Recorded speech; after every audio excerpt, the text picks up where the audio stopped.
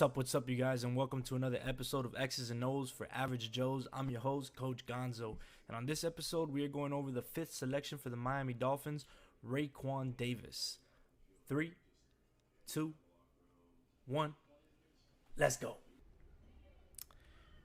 All right, guys, so as always, we're going to go over the measurables first for Raekwon Davis. Real excited about his measurables, man. The guy is really big, all right? He's a 6'6", 311 pounder. That's for me, that's a nice, how do you call it? Nice measurables, nice standards for a defensive lineman. With those measurables, I believe he's a little bit more athletic, or can have the potential of being more athletic than just a real big dude. So let's go over some of the pros, some of the cons.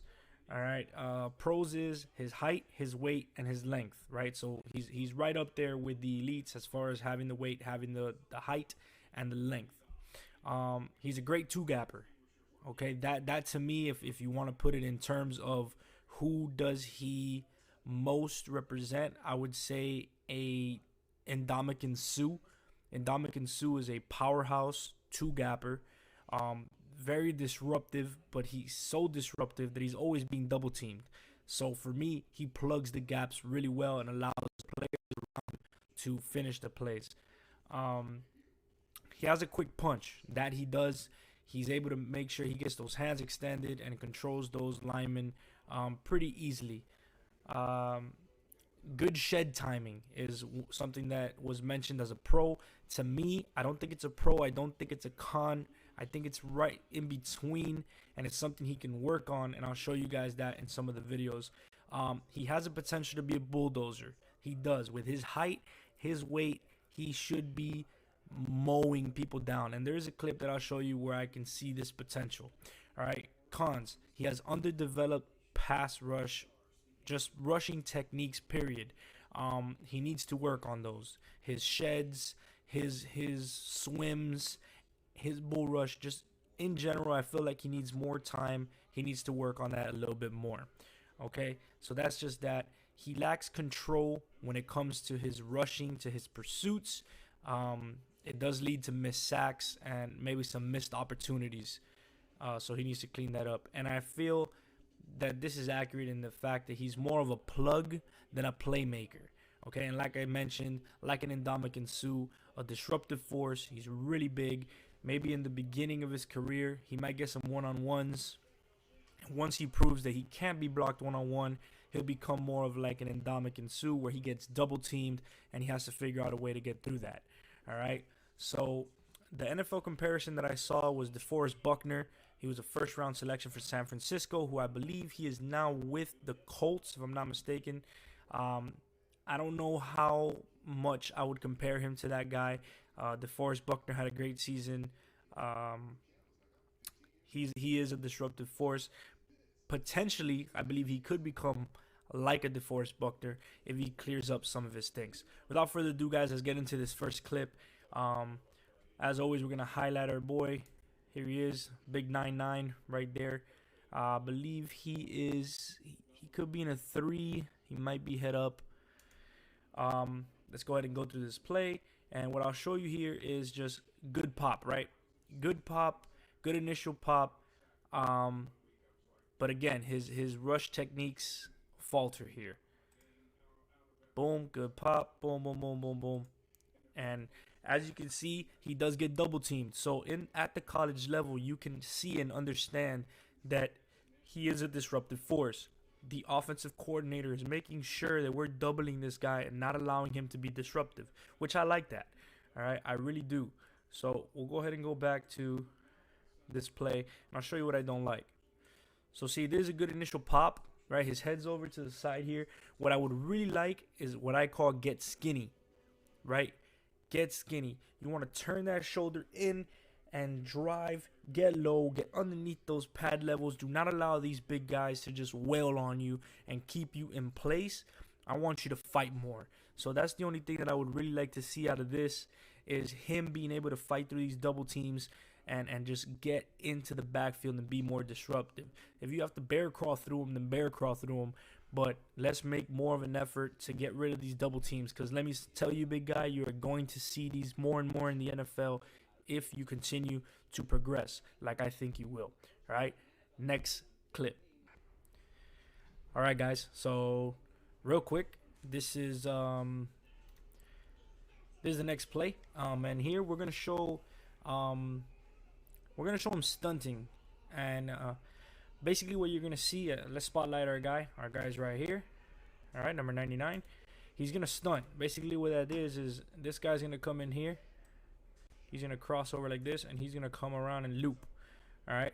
In when I was playing high school, we used to call this Axe Bitch and Alice Betty. Those were the two play calls for this type of stunt. And it was basically, depending on what side you were on, was the side that it was called or the name that it belonged to. In college, if I remember correctly, we had Buck. It was called Buck. And that was another term for it. Regardless, it can have really any name. It's just a simple stunt. The inside guy goes outside. The outside guy loops back in. Usually it's a 2-on-1 technique. Usually they're trying to exploit that. So that's what you're going to see here. We'll go ahead and play the clip. After we're done playing the clip, I'll show you what I don't like.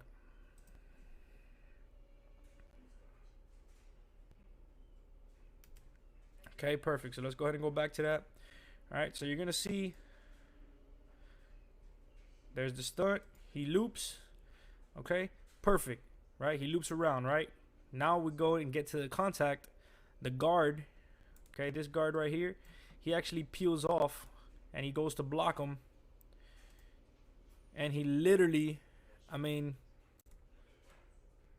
he's off balance. He gets knocked over. 311 pounds.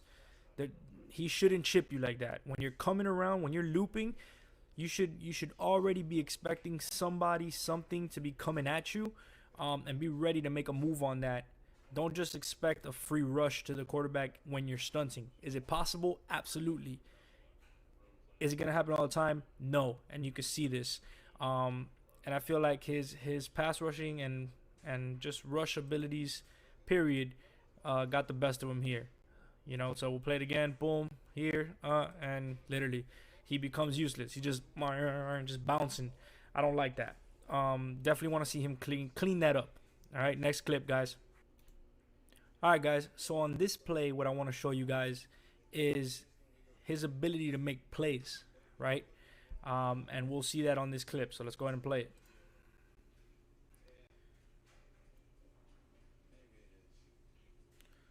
Awesome. Awesome, guys. So let's see here what we're going over. So I actually didn't spot our guy. He's right here, number 99. Okay, basically what you're going to see out of him is this is a run play. Okay, you're going to see some lead, some pulling. Okay, that's what you're going to see.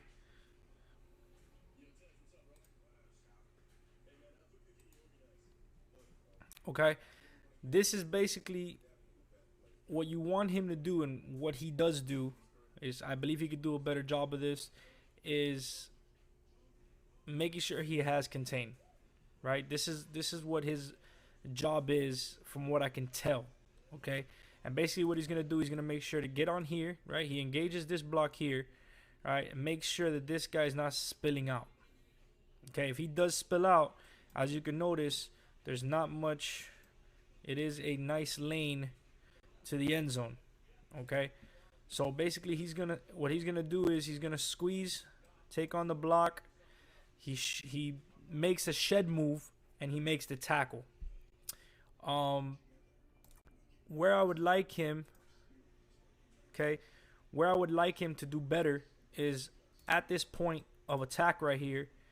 Instead of pop and shed, I would have liked to see him bull rush through it, right? Be more disruptive and make this play right here as opposed to here, right? Being more aggressive here at 311.66, I feel is what you want to do, right? You can still be aggressive here and not get this bounce out, okay?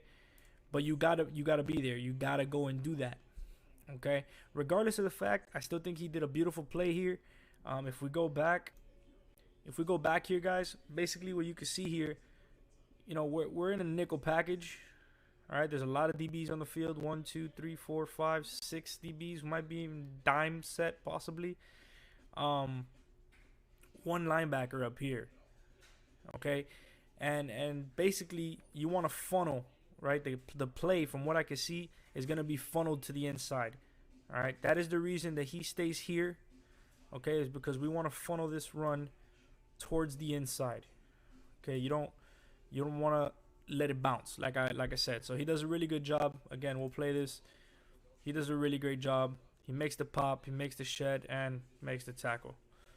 Like I said, if he's more aggressive, he'll be able to make the play behind the line of scrimmage as opposed to over it. All right, so next clip, guys. All right, guys, so here goes the next play. Let's go ahead and highlight our boy. It's right here. All right, let's go ahead and play this. Perfect. So, all right, so basically what I want to show you guys here is what I was talking about from his rush and his past rushing techniques. Is they're really underdeveloped right now from what I can see. And we'll go ahead and play this so I can show you just exactly what I mean. Okay, so there's the initial pop, right? And again, this is our guy right here. Okay, that's our guy. There's the initial pop. Okay, as you can see, he's trying to toss him over. Somebody who was really good at doing this, if you want to go see some film, Reggie White. He was very good at getting that club and swimming people. Just very great power. I believe Mean Joe Green was able to do that too. It looks like that's what he's trying to do here. He's trying to swim him, trying to throw him out the way. Big move, but it doesn't seem to be working. Right. So let's keep going. Okay. Now his hands are finally extended where he can see in the backfield. Okay. And the way he's trying to remove him is just not as fast as I would like it to be. And look where he's making the play, right? It's a fumble, right? And I'm going to assume that he punched it out. But to me, this is still a bad play on his part, and I'll tell you why. If we can go back, obviously, here we go. Let's go back to.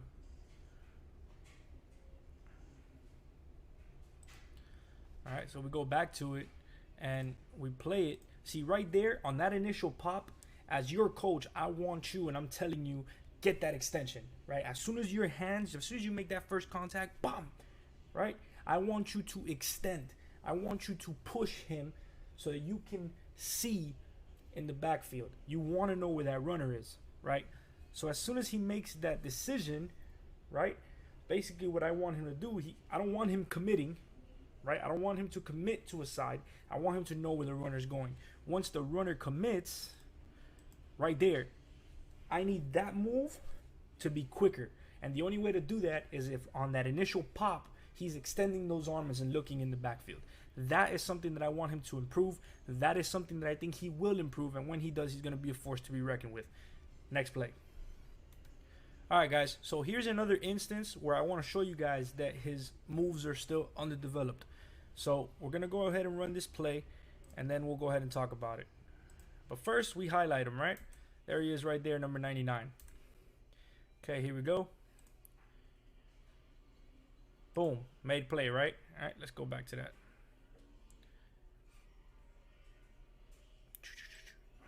Boom. All right, so let's get that a little bit more quick motion. Boom, boom, boom, boom, boom, tackle. All right, so now let's go back and let's break that down just a little bit more. 37. Okay, so here we go. Hike, boom. Okay, so here we go. Here's the contact, right? They're already in contact, helmet to helmet, chest to chest, apparently. Okay, what I need you to do right now, sir, is get that extension. Right, we talked about this on the last play. I want you to extend so you can see in the backfield. Okay, that's what I want you to do. There's no extending here. See, right here. Now, see right here. Now we have some arm extension. Right, his head peeking in the backfield. Okay, the runner needs to commit. Boom. Quick move right now. Right now. I need you to yank. I need you to yank. And on top of that, even better is I would have liked you to get this extension and drive his ass to the backfield. Because if you're driving him, okay, and I'll kind of play it out. You can't see it obviously, but if we drive him this way, right, you're clogging this hole right here, which makes this runner commit to that hole immediately. Then you shed and make this tackle here, okay, as opposed to over here on the other side of the line of scrimmage. Okay, and those are just some of the things that I would like to see him do and just be disruptive. I want more plays on this side of the line of scrimmage. Okay, negative yardage, and I feel he has the potential of doing that. Again, I just think he needs some help, some assistance getting there, and he'll get that. All right, next clip. All right, guys, so here is the last play that I want to show you guys, and this is just his lack of pursuit, or not so much pursuit, but his lack of vision when it comes to his moves and his awareness. I feel like his awareness is a little bit off, and you'll see that now, right? So let's highlight our guy. He's down here, all right, in a three lineman set. Here we go. Here's the rush. Okay, boom, boom, boom. All right, I can pretty sure you guys can see what happened here. Let's go ahead and go back. Okay, guys. So basically, what you're gonna see him do, right? He's going to push the pile, right? Not the pile, but the gonna push the lineman, right, towards the back. All right. Rule of thumb. All right, guys. If you guys are playing, if you guys are pee-wee football, high school football, whatever the case may be, when you're rushing the quarterback, especially on this outside end, okay, you always want to make sure that you stay, okay, on the upfield shoulder.